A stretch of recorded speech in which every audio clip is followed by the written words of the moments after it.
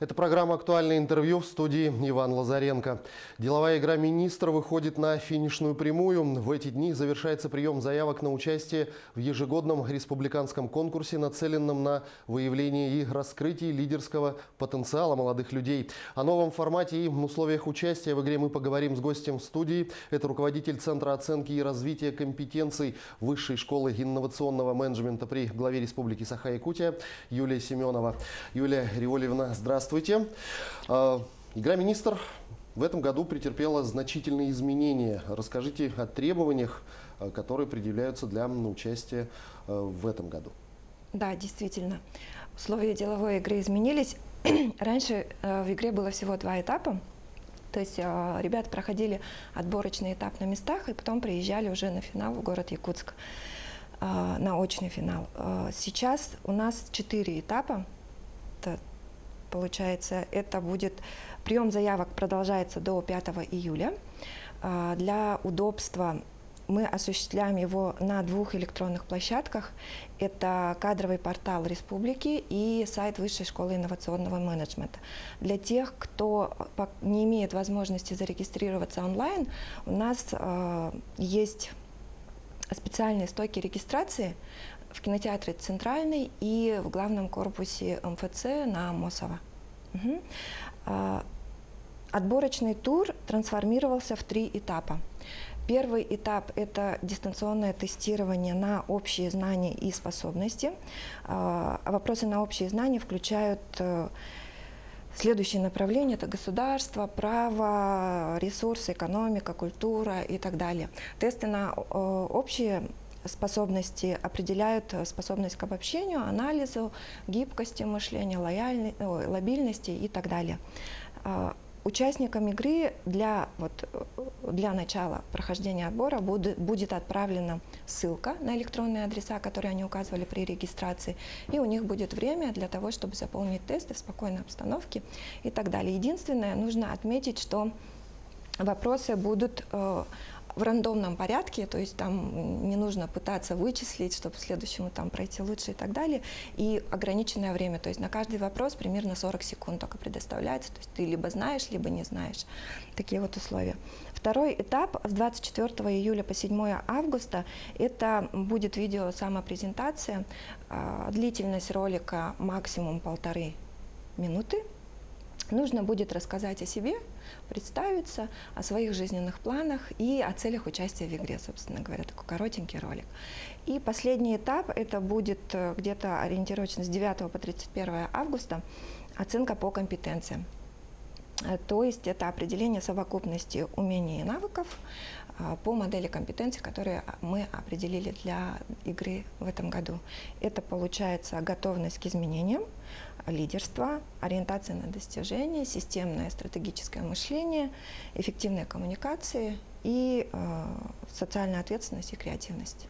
Ну, если брать игру этого года, то какие-то принципиальные изменения претерпели критерии отбора и оценки именно финалистов уже игры? Давайте вот о будущем таком поговорим. Критерии отбора. Если предыдущие игры были ориентированы на оценку команды и на проекты, которые команда продуцирует, да, то есть команда должна была защитить свой проект и презентовать его определенным образом, презентовать, то в этом году мы акцент делаем на индивидуальный зачет. Будут командные игры, будут дискуссионные площадки, будут стратегические сессии. Для управленцев будет еще дополнительное мероприятие по оценке их управленческих навыков. И по каждому участнику будет составляться профиль, то есть мы будем смотреть, командная работа – это как одна из компетенций. То есть оцениваться будет не команда, а каждый участник. И у каждого участника будет возможность побороться за главный приз. Это 20 человек в первой группе, от 16 до 22 лет, да? От 23 до 35 лет тоже 20 победителей будет, и 10 победителей в группе управленцев. Там до 45 лет с управленческим стажем. Причем хочу отметить, многие думают, что управленческий стаж должен быть подтвержден там записью в трудовой книжке. Это не так, и там это должен быть кто-то, ну, там, зам какого-то генерального директора, какие-то такие должности. Нет, это может быть, вот, начиная там, от ведущего специалиста, если у него есть ребята, которыми он управляет, это мы уже засчитываем как управленческий стаж. Единственное, ему нужно будет там, принести какое-то письмо от руководителя, что да, действительно, этот человек управляет. Ну, вот вы упомянули, что нижняя возрастная планка в этом году 16 лет. Почему было принято такое решение, что даже 16-летним школьникам разрешили, скажем так, играть в эту игру? И я знаю, что допустили даже участников прошлых игр. Ради чего такие смягчения произошли? Это, ну, мы не рассматриваем это как смягчение, это такие расширения рамок, да, возрастных. И мы, ну, вообще мы как бы ориентированы на развитие. Да? И понятно, что ребята, которые начнут свой путь раньше, у них будет больше возможностей. То есть в 16 лет действительно, может быть, ты пока еще не определился, а игра позволит это сделать. Ты увидишь, какие есть направления, да? Увидишь, какие люди в каждом направлении работают. Возможно, найдешь себе наставников, да? Определишься, в чем ты можешь совершенствоваться, какие знания тебе лучше нужно приобрести. Еще одно из преимуществ нашей, ну вот, как мы думаем, что преимущество, это на этапах отбора мы даем обратную связь кандидатам, участникам. То есть, если вы не прошли какие-то этапы, мы даем обратную связь. Да, почему? Ну а вот участники прошлых игр, может быть, будут находиться в более выигрышном заведомо положении, уже зная, что делать, чего не делать категорически. Или... Ну, это, во-первых, это жизнь, да, во-вторых, мы исходили из таких соображений, что в спорте ведь, например, чемпионам не запрещают участвовать в следующем году в конкурсе, да, и сами чемпионы тоже понимают, что это еще больший вызов, потому что ты должен оправдать предыдущий свой результат. Да, ты либо должен его улучшить и, ну, либо хотя бы остаться, да, на том же, и чтобы никто другой там не перебил тебя. Здесь то же самое. То есть условия в любом случае будут меняться. Они же не повторяются, наши задания не будут повторяться, все будут в равных условиях. Ну а какие еще изменения в этом году следует ожидать от игры? Какие-то ключевые?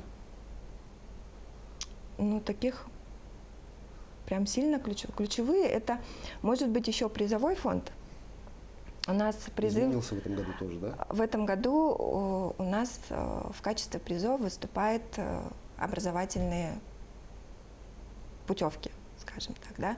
То есть ребятам, там, школьникам от 16 лет это возможность побороться, ну там, если ты выпускник, это возможность побороться за